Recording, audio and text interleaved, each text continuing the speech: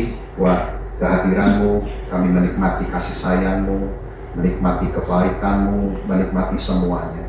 Terima kasih Bapa, kami bangga memiliki Allah seperti Engkau, Allah yang menyertai kami, Allah yang mengasihi kami, Allah yang menyertai dan tinggal di dalam kami untuk memastikan semuanya baik. Terima kasih, kami siapkan hati dan pikiran kami mendengar isi hati-Mu. Biarlah Roh-Mu yang berkata-kata, beracara saat ini, urapan-Mu turun atas kami, dan biarlah setiap hati dan pikiran hanya tertuju kepada Tuhan Yesus. Di dalam nama Tuhan Yesus kami berdoa. Amin. Shalom ibu-ibu, selamat pagi. Ya, saya tadi dengar kesaksian ibu prajurit. Saya baru tahu ternyata istri seorang prajurit harus seperti Rexona juga ya, siap setiap saat. Luar biasa. Kesaksian sedikit tapi itu membuka, ternyata begitu juga ya. Bukan hanya seorang prajurit saja yang harus siap setiap saat, ternyata istrinya ke bawah-bawah juga ya. Puji Tuhan. Hari ini saya ditaruh Tuhan tuh untuk menyampaikan tentang pelajaran menghadapi ujian hidup, ya. Diambil dari seorang tokoh di Alkitab. Saya banyak kali mendapatkan pelajaran dari tokoh di Alkitab ini. Sebelumnya berapa menit? Atau nanti? 30 menit. Oke. Lebih ya? Oke, kalau gitu saya bisa 5 jam. Ya. Tokoh di Alkitab namanya Ayub. Saya sering mendapatkan pelajaran dari tokoh ini. Kita tahu ada di sini yang sudah pernah baca kitab Ayub. Coba angkat tangan yang sudah pernah. Oh, hampir semua ya. Dulu waktu kecil saya paling sebel kalau udah baca. Saya tiap hari dari kecil tuh baca Alkitab. Tapi giliran ke kitab Ayub itu males. Karena buat pikiran anak kecil dulu ya, yang enak dibaca cuma pasal 1, pasal 2, sama pasal terakhir. Sisanya debat aja, bikin bingung, nggak ngerti. Tapi sekarang saya menikmati, kadang-kadang ketika sudah giliran baca kitab Ayub, itu kadang-kadang satu kali pembacaan itu satu kitab selesai. Karena sayang kalau diberhentiin gitu, terus dinikmati. Nah, dari tokoh ini kita dapat pelajaran tentang menghadapi ujian kehidupan. Percayalah bahwa setiap kita punya peperangannya masing-masing. Setiap kita punya badainya masing-masing. Kita punya pergumulannya masing-masing. Sesuai dengan kekuatan kita. Jadi tidak bisa dibanding-banding. Saya mengerti adalah ketika saya dulu melayani calon mempelai, konseling, saya tanya, masalah apa sih yang paling berat yang kamu alami? Yang kamu pernah alami? Pak, saya mau bunuh diri. Ini calon mempelai yang laki. Waduh, saya bilang, kamu pernah ya mau? Dari tampang sih nggak ada lah, begitu nekatnya nggak ada. Tapi kenapa kamu ingin bunuh diri? Dia dengan senyum-senyum dan mukanya agak merah, menahan malu. Dia bilang begitu, saya karena jerawatan Pak. Ibu-ibu ada di sini yang jerawatan pengen bunuh diri. Saya pikir gara-gara jerawatan tinggal dipencet aja udah. Tapi saya coba menahan diri, saya coba gali lagi. Tapi ternyata dia seorang model. Dari situ saya mulai ngerti. Kalau model kan itu utama ya, modal utama. Nah, untuk Anda jerawat nggak ada masalah. Nggak ada masalah, ketawa kok, ya kan? Buat dia, karena itu menjadi pokok utama buat usahanya dia. Ceritanya begitu. Jadi dari sini ada kabar gembiranya adalah semua orang punya masalah kok. Semua orang punya pergumulan. Semua orang punya badainya masing-masing. Tetapi dari tokoh Ayub ini kita bisa belajar. Ayub dimulai dengan ayat pasal 1 ayat 1 itu kesimpulan dari pribadinya Ayub. Ya, dikatakan ada seorang laki-laki di tanah Uz bernama Ayub. Orang itu saleh, jujur, ia takut akan Allah dan menjauhi kejahatan. Ini adalah pencapaian seorang manusia yang menurut saya luar biasa. Kalau dalam ilmu persilatan ini sakti mandraguna ini, ya. Orang ini bisa mencapai saleh, jujur, takut akan Allah dan menjauhi kejahatan. Ini diakui oleh sesama manusia. Tapi kalau Anda baca nanti di pasal 1, pasal 2, Allah pun mengakui hal yang sama. Jadi Ayub ini diakui kualitasnya oleh sesama manusia, tetapi oleh Allah pun diakui yang sama. Tanpa ada kalimat yang berbeda. Dikatakan Allah pun mengakui dia sebagai orang yang saleh, jujur, takut akan Allah, dan menjauhi kejahatan. Anda dan saya sekarang hidup di bawah anugerah Tuhan. Ya, saya mau tanya, yang saleh angkat tangan.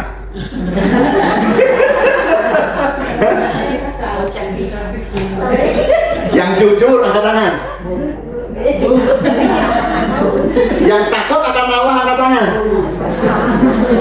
Yang menjauhi kejahatan angkat tangan. Pulang. Buat apa Anda ada di sini? Tapi yang bersyukur kita itu ada di perkumpulan persekutuan doa di gereja. Itulah kumpulan orang bobrok, orang jahat, orang kurang-kurang semua dikumpulkan, dan disitulah Allah akan mengubah. Ya, betul tidak? Nah, Ayub menurut saya luar biasa. Ini dia hidup di bawah perjanjian lama loh. Ya, di bawah perjanjian lama. Tapi kita perlu tahu, aturan main untuk masalah sorga itu siapa yang bikin? Ya Tuhan lah. Betul tidak? Dulu zaman ada pemilihan gubernur di Jakarta, saya pernah lihat di YouTube, ada yang berkata begini, kalau dia atau orang itu jahat, koruptor, asal satu keyakinan dengan kita, masuk surga. Anda mungkin pernah lihat, ya kan? Begitu saya lihat itu, waduh, tapi saya renung, dan ketika saya renung, benar juga nih orang, betul loh, pernyataan yang dia ucapkan betul, tapi dengan catatan dia yang punya surga. Betul? Betul nggak? Betul. Kalau dia yang punya surga, dia berhak menentukan syarat-syaratnya, aturan-aturannya. Betul tidak? Masalahnya dia bukan yang punya surga. Anda dan saya perlu tahu, yang punya surga yang menentukan aturannya. Nah, Tuhan itu berkata di Roma 3 bahwa semua orang, semua manusia berdosa. Jadi kalau semua orang, berarti jenis manusia dari zaman Adam sampai nanti kiamat, dunia ini selesai. Di mata Allah, semua berdosa. Tapi aneh, ini masih di bawah perjanjian lama. Ada satu orang namanya Ayub, saleh. Saleh itu berarti tidak ada salahnya, hidupnya benar di hadapan Allah. Betul tidak? Jujur, takut akan Allah, dan menjauhi kejahatan. Saya bingung, kenapa kok bisa ada zaman tokoh perjanjian lama yang bisa seperti ini, sedangkan di perjanjian baru pas Roma pasal 3 memberitahu bahwa semua manusia di depan Allah, di hadapan Allah, semuanya berdosa. Tidak ada yang benar. Selalu adalah menjauhi kejahatan, selalu menjauhi Tuhan. Itu manusiawinya kita, mendekat kepada kejahatan. Coba saya mau tanya, kalau di sana ada yang lagi puji-pujian, kita datang cari tahu? Banyak kali tidak. Kalau di sana ada pencopet yang kena, datang ya? Datang. Setelah datang, apakah kita berkata, ampuni, jangan, begitu? Tidak. Kadang-kadang kita kasih ide, bakar. Itulah manusiawi kita yang selalu menjauhi kejahatan, menjauhi Tuhan, dan selalu inginnya berbuat jahat. Anda dan saya manusiawinya pada dasarnya adalah menjauhi Tuhan. Maka dari itu Tuhan berkesimpulan, semua manusia berdosa. Nah, ternyata Ayub bisa mencapai seperti itu, ada rahasianya yang saya temukan di ayat 5. Ayat 5 berkata begini, setiap kali apabila hari-hari pesta telah berlalu, Ayub memanggil mereka dan menguduskan mereka. Keesokan harinya, pagi-pagi bangunlah Ayub lalu mempersembahkan korban bakaran sebanyak jumlah mereka sekalian, sebab pikirnya mungkin anak-anakku sudah berbuat dosa dan telah mengutuki Allah di dalam hati. Demikianlah dilakukan Ayub senantiasa. Garis bawah itu, demikianlah dilakukan Ayub senantiasa. Kata senantiasa berarti berkelanjutan, rutin, dengan tekun dilakukan. Apa yang rutin dilakukan? Mempersembahkan korban bakaran. Oh, ternyata antara manusia dengan Allah ini yang Ayub dapatkan, harus ada korban bakaran. Nah, kitab Ayub adalah kitab tertua di dalam Alkitab. Anda tahu bahwa kejatuhan manusia itu dimulai dari Adam dan Hawa, betul? Ya. Lalu pada waktu Adam dan Hawa jatuh dalam dosa, singkat cerita, Adam dan Hawa dicari oleh Allah. Adam, di manakah engkau? Ingat cerita itu? Ya. Lalu Adam sembunyi, dan ketika itu Adam akhirnya menampakkan diri, dan akhirnya dia ngaku, aku telanjang, makanya aku menyembunyikan diri. Siapa yang beritahu kamu telanjang? Nah, baru ketahuan tuh jatuh dalam dosa, padahal Allah juga sudah tahu sebetulnya. Kadang-kadang kita tuh kan pengen tahu pengakuan dari sang yang bersangkutan, gitu ya, betul tidak? Lalu kalau Anda lihat, Allah membuat baju pertama, leader, kulit, betul tidak? Baju kulit pertama loh itu, ya, rok pertama dan celana pertama itu, ya. Tapi rupanya itulah yang menjadi titik awal. Di dalam Ibrani 9:22 berkata bahwa tanpa penumpahan darah tidak ada pengampunan. Mengapa darah? Di Imamat 17 ayat 11 menerangkan nyawa ada di dalam darah. Itu aturan main Allah yang menentukan. Jadi pada waktu Adam dan Hawa jatuh dalam dosa, ketemu Allah, harusnya mati. Ya, tetapi Allah bikin kulit, baju untuk dikenakan dari bahan kulit. Bukankah dari bahan kulit ini harus ada darah yang tertumpah? Paham sampai sini? Rupanya zaman dulu nggak ada gadget, nggak ada WA, IG, Facebook, jadi televisi nggak ada. Sehingga Adam dan Hawa setelah lama mulai punya anak, Kain dan Habel, kerjaan mereka ngapain? Ngobrol, cerita dong, malam-malam cerita. Dan akhirnya mungkin Adam dan Hawa itu bercerita kepada Kain dan Habel bahwa dulu papa mama itu ada di Taman Firdaus dalam kondisi penuh kemuliaan Allah, tapi akibat nakalnya mama, ketularan papa, ya, jatuh dalam dosa kita, ya. Tapi akibat Allah menumpahkan darah, kami tidak mati. Dua anak ini mendengar cerita itu, tapi yang nangkep pewahyuannya Habel. Sehingga waktu sekolah minggu saya rusak kok, pemahamannya rusak. Habel sama Kain waktu mempersembahkan, Habel diterima, cirinya asapnya lurus ke atas. Wah, ini Anda yang cerita atau Anda yang dengar ini? Ya. Kain tidak diterima, cirinya asapnya kemana-mana. Itu rusak pemahaman saya. Sampai pada akhirnya saya mulai mengerti, oh ternyata Habel menangkap pewahyuan yang diceritakan orang tuanya. Ternyata tanpa penumpahan darah tidak ada pengampunan dosa. Akhirnya Habel dia jadi peternak, lalu mempersembahkan, ada darah yang tertumpah. Maka dari itu pada waktu Allah berhadapan dengan Habel, ada darah tertumpah, tidak ada dosa, dia berkenan. Paham sampai sini? Rupanya cerita terus berlanjut sampai ke Ayub. Saya percaya Ayub dengar pewahyuan itu dan dia mulai mempraktekkan, sehingga dia mulai demikianlah dilakukan Ayub senantiasa. Ya kan? Nah, baru setelah ini dilakukan Ayub seperti itu, Ayub jaga hubungannya dia dengan Allah, ada darah yang tertumpah, sehingga Allah selalu melihat Ayub, engkau santai, aku tak aman. Amin. Bukankah saat ini pun kita begitu? Hari ini Yesus melihat engkau, Bapa Surgawi melihat engkau saleh. Engkau takut akan Allah. Engkau suci. Mengapa? Ada darah Yesus di sini. Karena tadi saya tanya kepada dia, bukankah waktu saya dulu diundang ke sini sudah saya terangkan? Karena darah Yesus Anda dan saya sampai nanti kita meninggal benar di hadapan Bapa. Bukan karena perbuatan baik kita, tapi karena darah Yesus. Amin. Ayub demikian. Nah, dengan kualitas Ayub yang seperti itu, harusnya hidup Ayub baik-baik saja dong. Ya kan? Bukankah kita punya konsep yang seperti itu?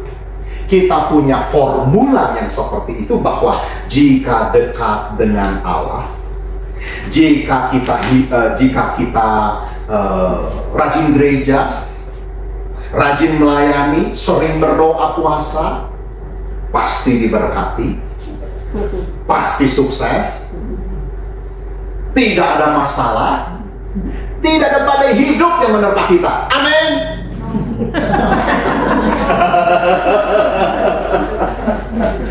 Anda tahu, tanpa disadari kita punya formula seperti itu. Kita punya konsep seperti itu. Dan satu lagi konsepnya adalah, jika kita menderita, kita banyak masalah, kita sakit, pasti jauh dari Tuhan, pasti sedang dihukum Tuhan, pasti ada dosa. Sehingga kalau kita besuk kepada teman kita yang lagi sakit, wah tambah parah, lagi sakit, dengar lagi ada hutang lagi, tambah gede. Sudah begini, wah anaknya sakit juga. Jadi seperti peribahasa, sudah jatuh ketimpa tangga, kejatuhan duren. Lalu kita besuk, dan kita lihat kenyataan itu, dan kita punya kesimpulan sesuai formula yang kita punya. Dia pasti berdosa, dia pasti dikutuk Tuhan. Semoga Anda tertawa bukan karena pengalaman. Apakah demikian? Belum tentu. Orang sakit bisa karena dia ceroboh, tidak menjaga tubuh baik alami dengan baik. Dia nggak makan terus, nggak minum terus, ya 3 hari sakit ya pantas. Dia begadang terus, tidur jam 3 pagi, YouTube dia, drama drakor dia, tidur jam 3 pagi, bangun jam 5, 2 minggu jebol kesehatan, ya pantas. Apakah itu setan yang bikin?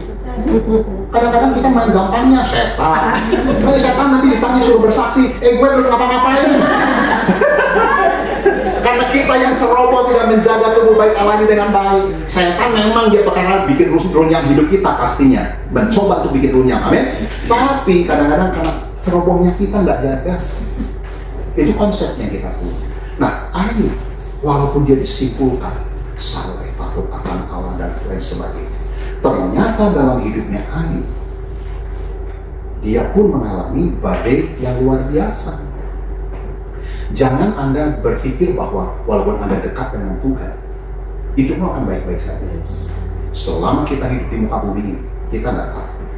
Tapi satu kebenaran, apapun yang kita hadapi, kebenarannya adalah ada Allah yang menyertai kita. Kita nggak pernah sendiri. Bedanya dengan orang di luar sana adalah mereka menghadapi semua badai hidup sendirian. Kita nggak pernah sendiri. Ada Allah pencipta langit dan bumi yang disebut Bapa kita. Di sini ya. Tapi kalau ada prajurit itu ya, punya pangkat tinggi, anaknya bangga nggak? Bangga. Dan kebanggaannya itu masuk ke alam bawah sadar, jalannya jadi beda. Ada preman berkumpul, jangan tetap aja. Kenapa? Dia menyadari, aku adalah anak dari prajurit yang luar biasa. Anda nggak pernah, kita kadang-kadang nggak pernah punya kesadaran bahwa saya adalah anak pencipta langit dan bumi. Dan yang paling keren lagi adalah apapun kita, nggak ada sangkut pautnya dengan rasa sayangnya dia sama kita. Dia menyayangi kita tanpa syarat. Anda nggak berdoa tetap disayang. Tapi karena kita tahu kita anak Allah, kita pun berdoa. Amin. Bukan berdoa untuk disayang, tapi karena saya tahu saya disayang Tuhan, aku mau menikmati doa bersama dengan yang menyayangi. Nah, walaupun Ayub punya kualitas seperti itu, dia mengalami badai yang komplit. Anda nanti baca pasal 1, pasal 2 kitab Ayub. Ya, walaupun saya tahu nggak akan dibaca.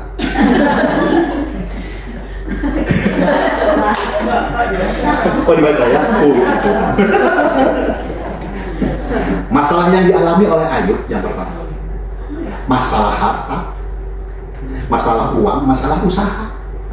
Kalau Anda baca ya di dalam kitab Ayub pasal pertama, itu menerangkan bahwa Ayub itu punya kekayaan yang luar biasa. 7.000 ekor kambing domba, ayat 3 ya, 3.000 ekor unta, 500 pasang lembu, 500 keledai betina, budak-budak dalam jumlah yang sangat besar. Anda tahu, kalau Anda baca lagi yang dialami oleh Ayub, semua yang dia punya dalam waktu yang bersamaan, dalam waktu yang dekat, itu musnah. Tiba-tiba ada satu hamba, ini kan 7.000 ekor kambing domba tidak dijagai, diurus oleh satu hamba, pastinya banyak, betul tidak? Tapi yang selamat dari bencana itu, dari masalah itu, dari pandemi itu adalah satu orang. Memang disisakan satu untuk menginformasikan. Datang sama Ayub, bos, 3.000 musnah. Belum selesai Ayub mencerna itu, datang lagi satu lagi, bos, 500 pasang lembu musnah. Belum selesai, datang lagi satu, 500 keledai betina musnah. Jadi itu seperti orang lagi ditinju bertubi-tubi. Bah, bah, bah. Ada sini pernah bangkrut? Mau tahu rasanya bangkrut? Saya doain.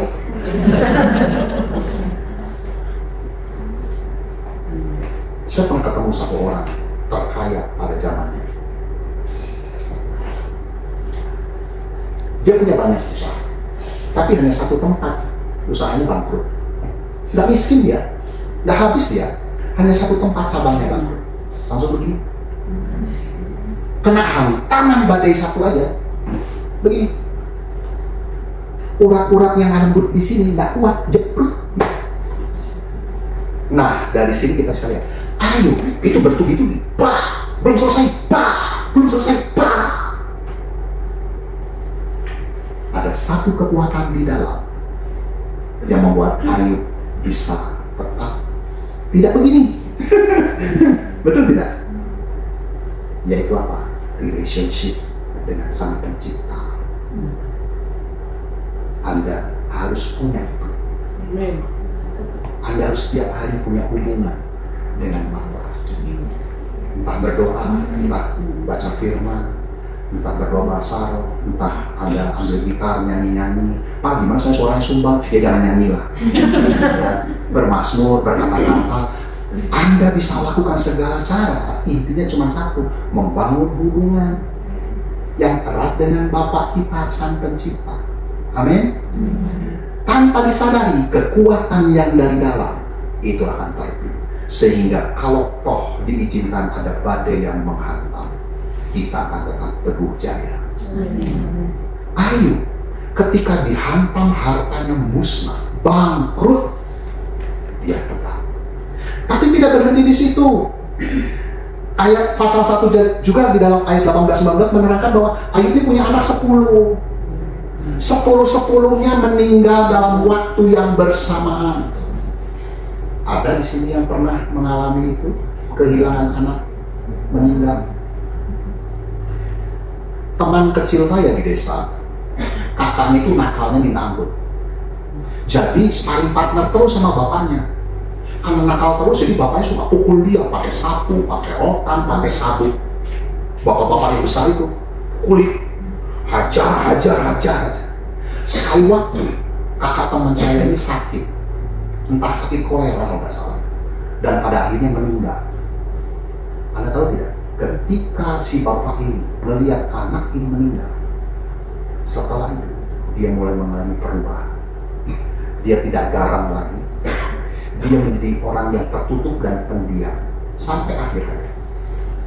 Saya pikir dia merasa tertuduh, merasa bersalah. Mungkin dia berpikir begini bahwa kalau tahu anakku pendek umur, aku tidak akan lakukan itu. Anda paham ya? Ini baru satu anak. Padahal dia masih punya 3 lagi yang masih hidup, tapi sudah mengalami perubahan seperti itu. Anda bisa bayangkan Ayub punya anak 10, matinya bersamaan. Dan ini waktunya tidak terlalu lama dari kebangkrutan. Anda badainya seperti itu, paket komplit. Kita senang kalau beli makanan itu paket komplit. Mau menerima badai hidup pakai komplit.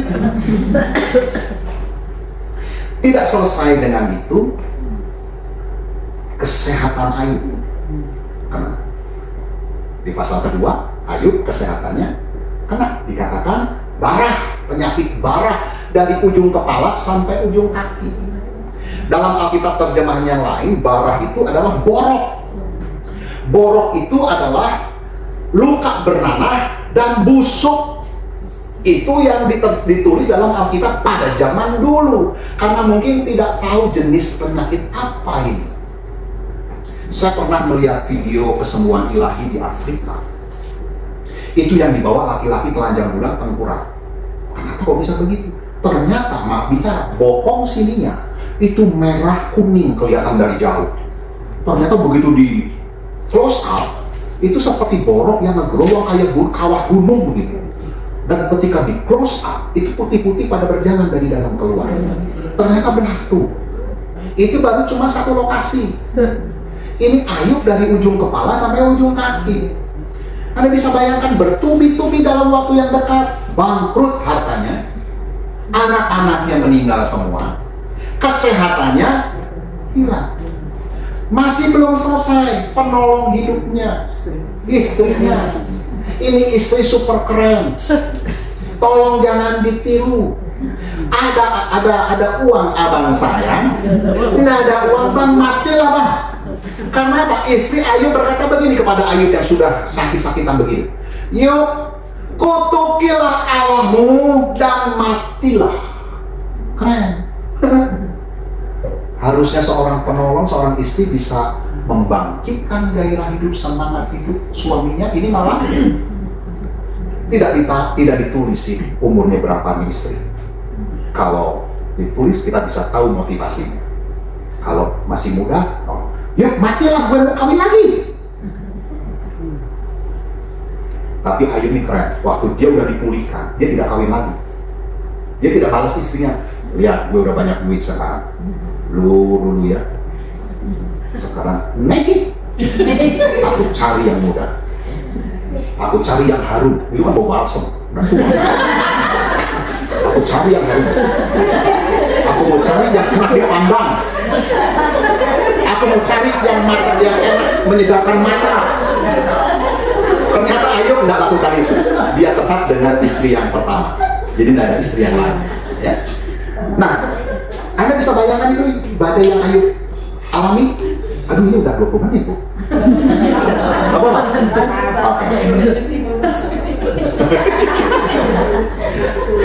Bangkrut hartanya, anaknya meninggal, kesehatannya kena, istrinya seperti itu, tinggal satu, sahabat. Sahabat itu tidak banyak, itu tidak. Teman bisa banyak. Kita kan kalau hidup itu kan ada lingkarannya, ada hanya kenalan, lalu teman biasa, teman agak dekat, baru lingkaran sahabat, baru pasangan hidup, gitu kan? Nah, Ayub punya sahabat. Sahabatnya dengar, dia datang besuk ceritanya sama Ayub, ceritanya mau simpati, mau membesarkan hati Ayub. 3 hari ikutan puasa di depan Ayub, sama-sama berduka, merendahkan diri. Tapi setelah itu, mereka terjebak menghakimi Ayub. Nah, pasal 3 sampai hampir selesai isinya tuh debat tuh. Makanya kalau anak kecil baca itu pusing. Debat, saling menyalahkan. Ada yang dari masalah legal, dari masalah pengalaman. Wah, semua didebat. Ayub yang sedang menderita justru dihakimi sama sahabat-sahabat.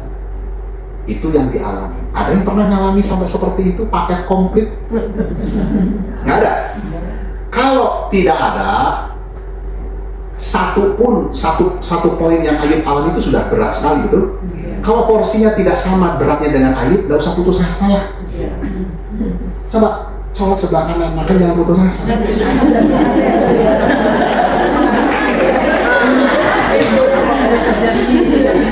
Biasanya yang nyolek itu yang putus asa, kasih tahu. Kamu juga jangan putus asa.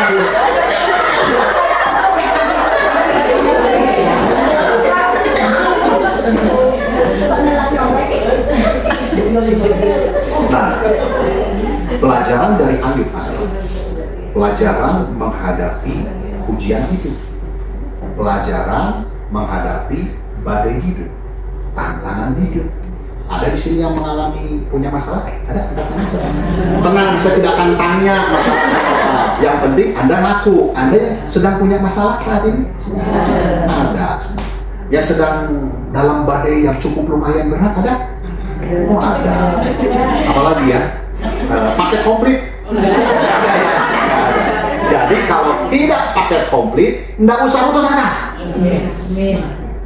Kan kalau pengkhotbah sering berkata dalam bahasa Ibraninya atau dalam bahasa Yunaninya. Kalau sekarang saya pendeta nggak pakai begitu.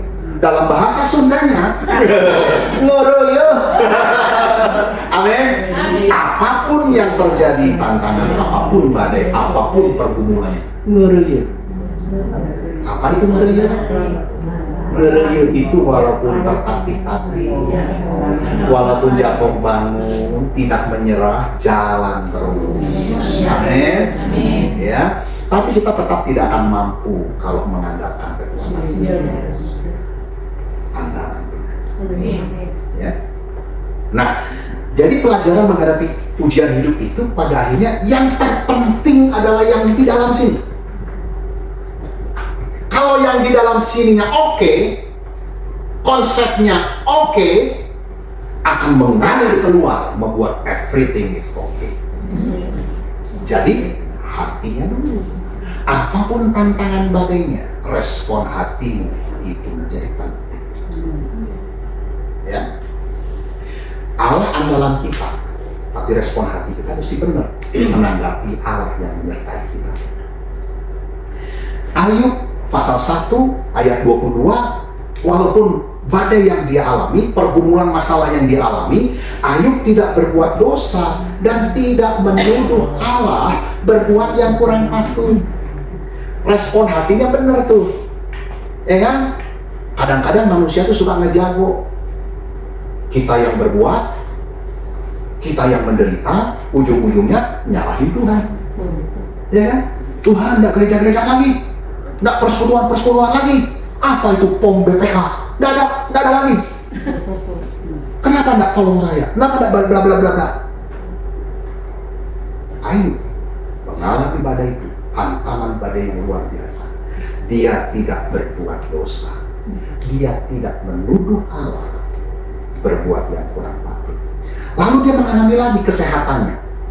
Dia mengalami lagi istrinya, responnya yang tidak baik. Ayub di pasal 2 ayat 10b berkata lagi, diberi informasi lagi bahwa dia tidak berbuat dosa dengan bibirnya. Kita nih orang percaya, kadang-kadang perbuatan kita kadang-kadang kita jaga, mulut yang tidak dijaga. Kita perbuatan kita kadang-kadang perbuatan kita dijaga untuk tidak berbuat dosa, tidak lakukan perbuatan dosa. Mulut nggak direm, dan mulut ini justru akan membawa kita berdosa.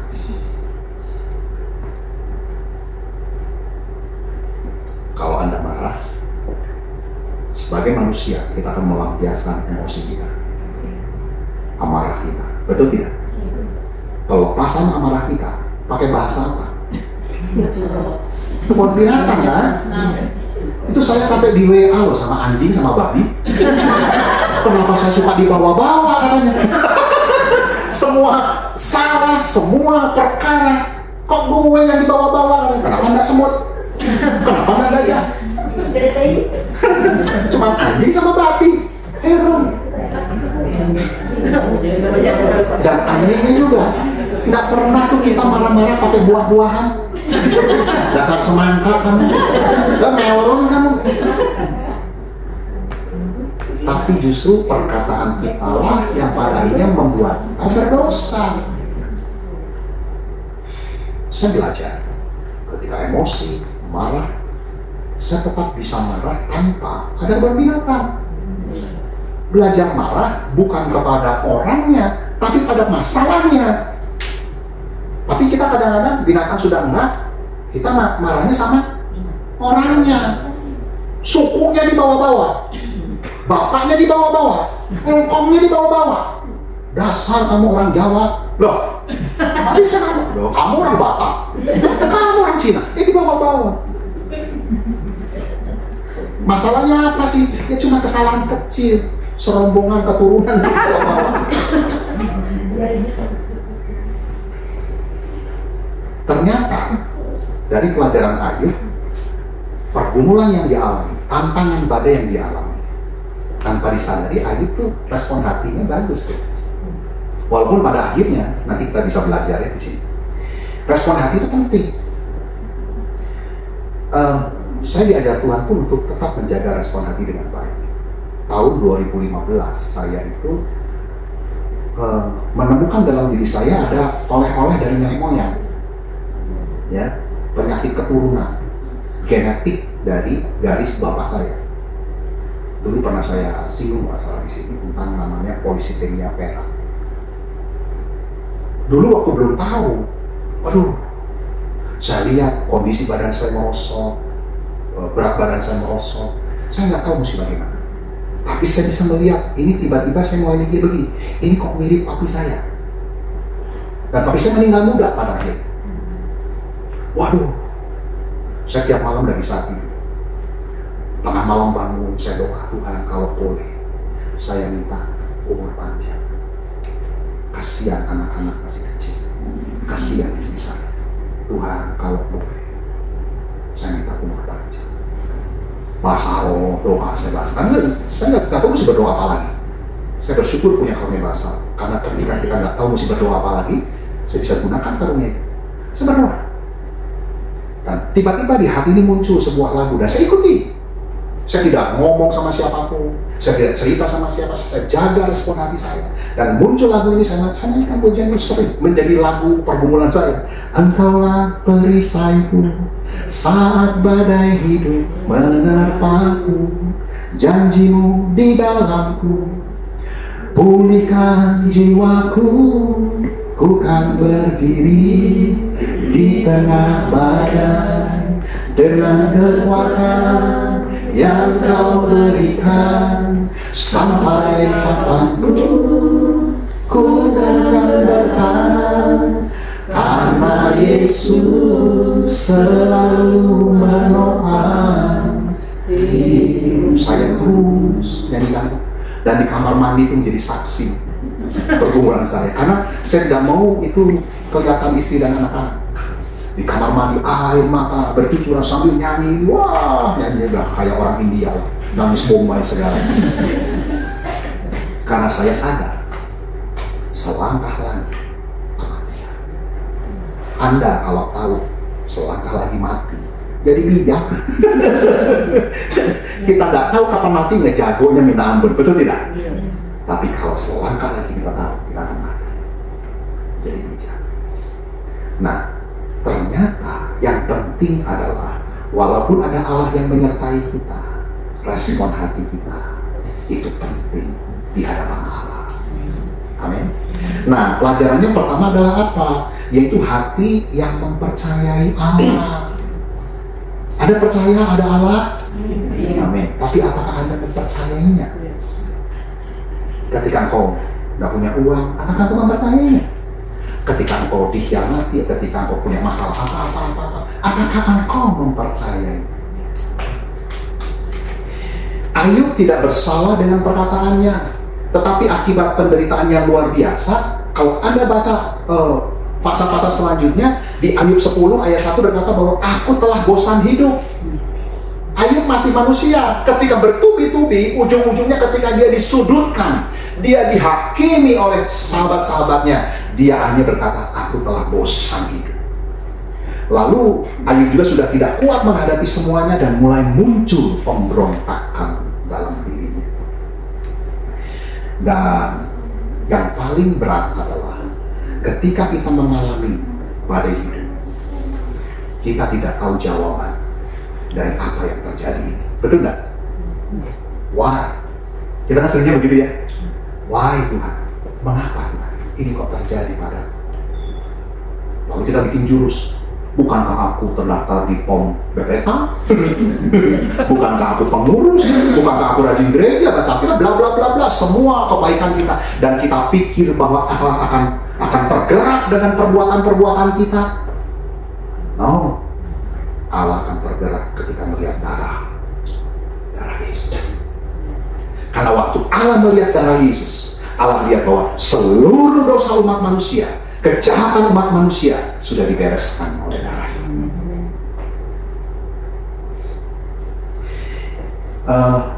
Ayub bisa menderita sampai dia mulai muncul pemberontakan dalam batinnya, dan dia mulai berkata, aku bosan hidup dan lain sebagainya. Mengapa? Dia menderita karena dia tidak temukan jawaban. Bangkrut, kesehatan, istrinya, sahabatnya, semua rasanya sudah habis sudah. Dan Ayub tidak dapatkan jawaban. Kedapatan, aku saleh, aku takut akan Allah, aku menjauhi kejahatan, kok bisa begini? Why? Yang paling menderita adalah ketika kita bertanya dan tidak ada jawaban. Bahkan dia tanya sama Tuhan, Tuhan kenapa ini? Nah,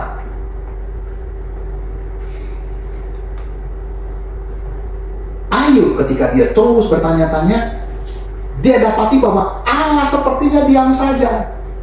Anda pernah alami itu? Anda mengalami, waduh, butuh pertolongan, butuh kasihan, butuh lain sebagainya, dan Anda berdoa. Doa Anda cuma seperti kesini. Allah sepertinya diam saja. Allah sepertinya tidak peduli. Termasuk Ayub. Ayub sepertinya melihat bahwa Allah seperti tidak peduli, Allah diam saja. Sampai pada titik tertentu di Pasal 38 ayat 4-5, di dalam badai Allah menjawab Ayub. Nah, logikanya kalau Ayub bertanya A, yang jawabannya ya sesuai dengan pertanyaan A itu dong. Betul tidak?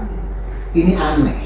Semua pertanyaan-pertanyaan Ayub kepada Allah dijawab oleh Allah di dalam Ayub 38 ayat 4-5 itu tentang begini, kurang lebihnya, di mana kamu waktu aku membuat segalanya? Ayub bertanya, dijawab oleh Allah dengan sebuah pertanyaan. Di manakah engkau ketika aku meletakkan dasar bumi? Aneh nggak? Ayub nanya Tuhan, kenapa ini terjadi dalam hidupku? Kenapa Tuhan anakku mati semua? Istriku kayak begitu, salah pilihan Tuhan. Bangkrut aku Tuhan. Aku dihakimi loh Tuhan ini sama teman-temanku. Kenapa ini Tuhan? Jawabannya, di mana kamu ketika aku meletakkan dasar bumi? Ceritakan kalau kau punya pengertian. Nyambung nggak? Tapi justru dari ayat ini sebetulnya Tuhan melalui pertanyaan ini, Tuhan sedang menunjukkan kepada Ayub bahwa akulah Allah yang berdaulat. Akulah Allah yang memegang kendali. Sebuah pertanyaan yang implisit, ada kental sebuah pernyataan, aku tetap memegang kendali. Bukankah tetap memegang kendali Allah? Ketika iblis mencoba kepada Ayub, Allah selalu berkata, jangan jamah dirinya, sayangkan nyawanya. Betul tidak? Anda tahu, apapun pergumulan Anda dan saya, ada tangan Allah yang tak terlihat sedang bekerja dalam hidup kita. Roma 8:28 buat kita. Allah turut bekerja untuk mendatangkan kebenaran. Biasanya kita tahunya setelah ending. Betul? Kalau lagi dalam proses aduh ngap. Jadi ternyata ketika kita tidak punya jawaban dari pertanyaan kehidupan kita, sangat butuh kita mempercayai Allah. Sangat butuh kita berkata, Tuhan, aku nggak tahu mesti bagaimana. Aku tidak tahu masa depanku seperti apa. Aku tidak tahu lagi hidupku nanti bagaimana. But I trust you. Poin penting, Tuhan, apapun yang terjadi, apapun pergumulan badainya, aku mempercayaimu. Aku bergantung, aku mengandalkanmu. Aku berserah. Hatinya, responnya adalah disetel untuk mempercayai Allah. Caranya gimana mempercayai? Itu seperti ada orang akrobatik, maaf ini, pakai tongkat panjang. Ini sungai Niagara di Amerika yang dalam itu, kali dibentangkan di sana, lalu dia mulai berjalan di atas kali, ya kan? Lalu penonton pada tepuk tangan, pada takut ini jatuh, tapi akhirnya berhasil di ujung. Tepuk tangan semua. Lalu orang ini berkata, Anda percaya saya bisa kembali ke tempat awal dengan selamat? Semua berkata, percaya. Lalu dia berkata lagi, siapa yang mau naik di pundak saya untuk bersama ke sana?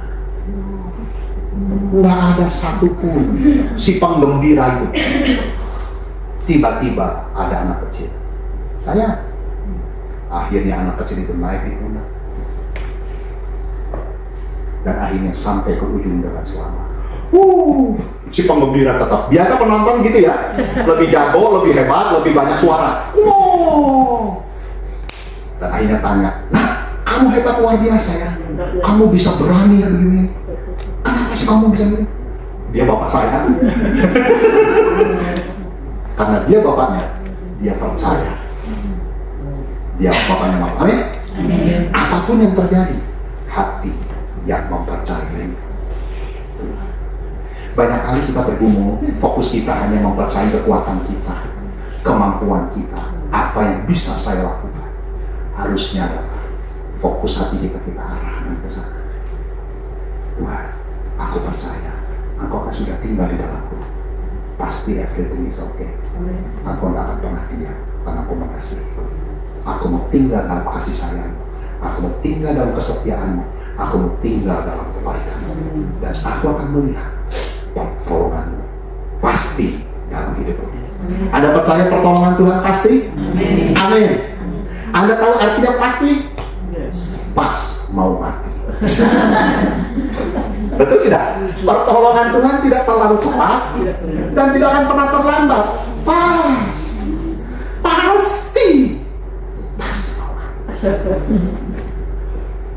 Terakhir, pelajaran pertama, hati yang mempercayai Tuhan. Pelajaran kedua adalah hati yang mengenal Allah. Ayub pasal 42 ayat 5.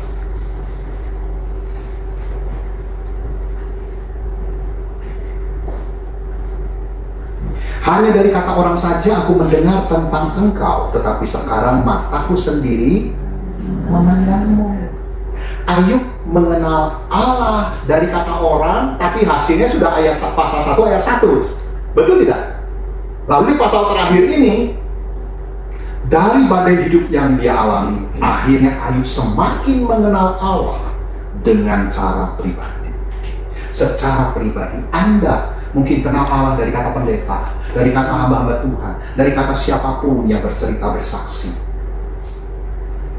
Kita perlu mengenal Allah secara pribadi. Amin.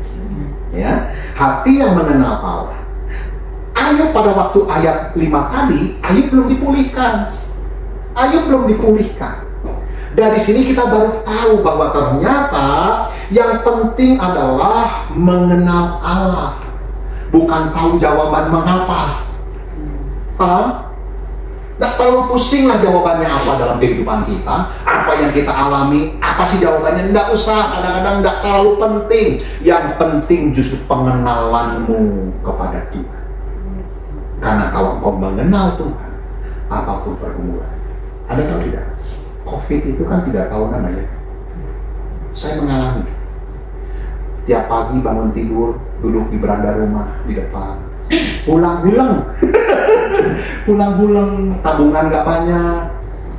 Gak ada penghasilan, gak ada pemasukan, dan lain sebagainya. Sebagai kepala rumah tangga, waduh.